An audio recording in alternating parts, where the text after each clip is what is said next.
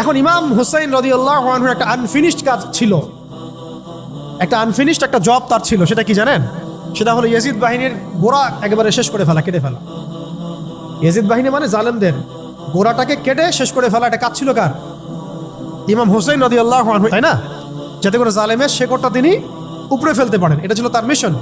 কিন্তু শেষ পর্যন্ত সেই মিশনটা অ্যাচিভ হয় নাই, আল্লাহ পাক তাকে শাহাদাত দিয়েছেন, আলহামদুলিল্লাহ। এখন ইমাম হুসাইন রাদিয়াল্লাহু আনহুর সেই যে আনফিনিশড জব, এই জবটা করতেই আসবেন ইমামুল মাহদী ইনশাআল্লাহ। বুঝতে পারছেন, মিলাইতে পারছেন? ইমাম হুসাইন রাদিয়াল্লাহু আনহুর যে আনফিনিশড একটা জব আছে বা ছিল ওই সময়, জালেমের গোড়া কেটে ফেলা, ওইটা করতেই আসবেন ইনশাআল্লাহ তাআলা ইমামুল মাহদী। কার বংশ থেকে? তাদেরই বংশ থেকে, ফাতিমা রাদিয়াল্লাহু আনহারই বংশ থেকে। মিলাইতে পারছেন? কেন ইমামুল মাহদী ফাতিমা রাদিয়াল্লাহু আনহার বংশ থেকে আসবেন? বিকজ তার বংশে ইমাম হুসাইন রাদিয়াল্লাহু আনহুর একটা আনফিনিশড কাজ আছে এখনো ওয়ার্ল্ডে বাকি। সেটা হলো ওয়ার্ল্ডের তিনি যে সময় ওয়ার্ল্ডে আসবেন, ওই সময়ের ফেরাউন, ওই সময়ের জালেম, ওই সময়ের কাফের মুশরিকদের গোড়া কেটে ফেলা।